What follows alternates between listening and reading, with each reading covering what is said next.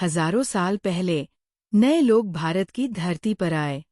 घोड़ों से रथ खींचे, वीर योद्धा, और उनके साथ वेदों के मंत्र। कौन थे ये आर्य? इन्वेडर्स या भारत के ही प्राचीन निवासी? इतिहासकारों में डिबेट आज भी जारी है, लेकिन इतना तय है कि इनसे शुरू होती है हमारी वैदिक एज की कहानी, इंडियन सिविलाइजेशन का एक फाउंडेशन चैप्टर। इतिहास जानने के लिए हमारे पास जो सबसे बड़े क्लूज हैं, वो है वैदिक टेक्स्ट। ऋग्वेद सबसे पुराना, जिसमें 1028 हिम्स है। संहितास, ब्राह्मण, अरण्यक और उपनिषद्स, ये सब मिलकर हमें सोसाइटी, रिचुअल्स और फिलॉसफी की झलक देते हैं। ऋग्वेद सिर्फ एक किताब नहीं, ये उस समय की पूरी लाइफ का विंडो है। ऋग्वैदिक आर्यंस कहाँ रहते थे? मेनली सप्ता सिंधु यानी 7 नदियों का क्षेत्र, इंडस और उसकी ट्राइब्यूटरीज। इनकी सोसाइटी ट्राइबल थी, सिंपल लेकिन ऑर्गेनाइज्ड।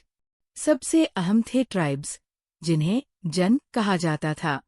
असेंबलीज, सभा, समिति, विधाता, यहीं पर फैसले होते थे। औरतों को सम्मान था, वो यज्ञ में भाग ले सकती थीं और स्कॉलरली डिबेट्स तक करती थी। यानी उस समय की सोसाइटी रिलेटिवली फ्री और ओपन थी। अब बात इकोनॉमी की। ऋग्वैदिक एज की इकोनॉमी थी पास्टोरल, यानी मेन वेल्थ था कैटल। गाय करेंसी की तरह यूज होती थी, और रिच वही माना जाता था जिसके पास ज्यादा गाय हों। एग्रीकल्चर था, लेकिन लिमिटेड। अभी भी मेन लाइवलीहुड था पास्टोरलिज्म। ट्रेड छोटे स्केल पर था, बार्टर सिस्टम चलता था, यानी वस्तु के बदले वस्तु।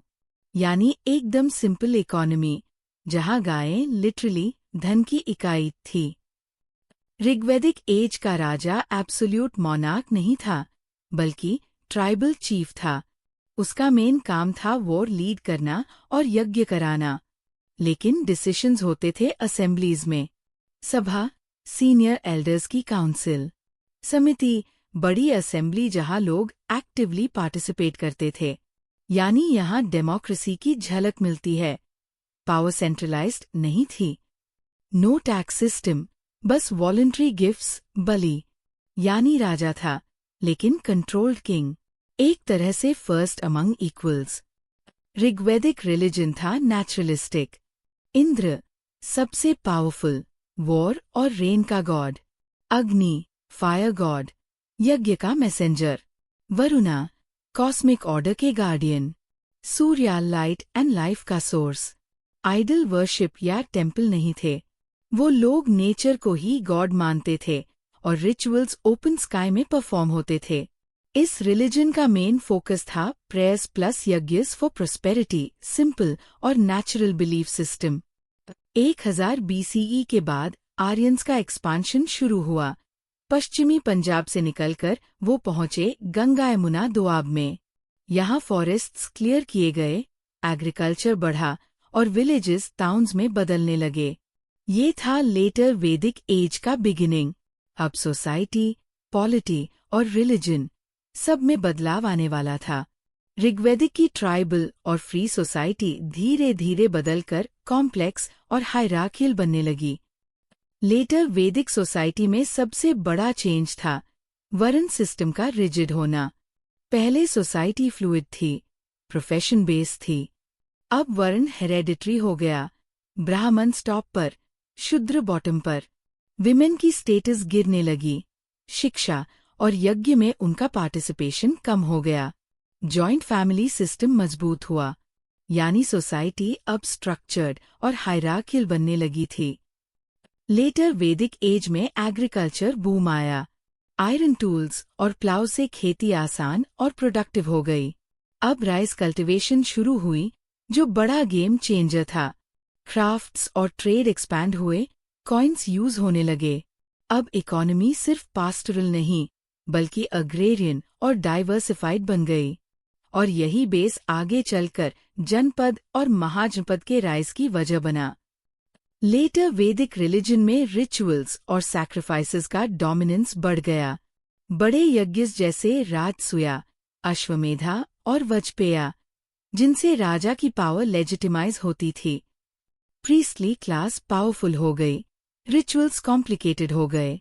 लेकिन इसी के पैरेलल एक और धारा उठी, फिलोसॉफिकल टेक्स्ट्स, उपनिषद्स। इनमें सिंपल क्वेश्चंस पूछे गए। आत्मा क्या है? ब्रह्मांड क्या है? जीवन का अल्टीमेट गोल क्या है? और यहीं से आइडियाज आए, आत्मन, ब्राह्मण, कर्म, मोक्ष। यानी रिलीजन रिचुअल से फिलॉसफी की तरफ मुड़ने लगा। अब एक क्विक कंपैरिजन। समाज शुरू में फ्लेक्सिबल था, बाद में रिजिड हुआ। स्त्रियों को पहले सम्मान था, बाद में सीमित कर दिया गया। राजनीति में असेंबलीज थी, फिर मोनार्की पावरफुल बन गई। अर्थव्यवस्था पास्टोरल थी, फिर एग्रीकल्चर और ट्रेड बढ़ा। धर्म नेचुरलिस्टिक था, बाद में रिचुअल्स और फिलॉसफी आए। यानी सिंपल ट्राइबल लाइफ से सोसाइटी बन गई कॉम्प्लेक्स अग्रेरियन किंगडम। दोस्तों, वैदिक एज ने सिर्फ हमारी हिस्ट्री नहीं, हमारी पूरी सिविलाइजेशन को शेप किया। ऋग्वेद ने हमें कल्चर और प्रेयर्स दिए। लेटर वैदिक टेक्स्ट ने फिलॉसफी और डीप थॉट दिया। और इसी से इंडियन फिलॉसफी में कॉन्सेप्ट्स आए, कर्म, धर्म, मोक्ष, जो आज तक रेलेवेंट है।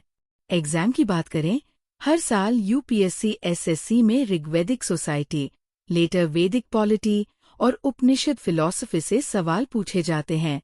तो याद रखिए, वैदिक एज सिर्फ पास्ट नहीं, हमारी आइडेंटिटी और एग्जाम्स दोनों का कोर है। अब तैयार हो जाइए अगले चैप्टर के लिए, Mahajanapada and rise of new religions.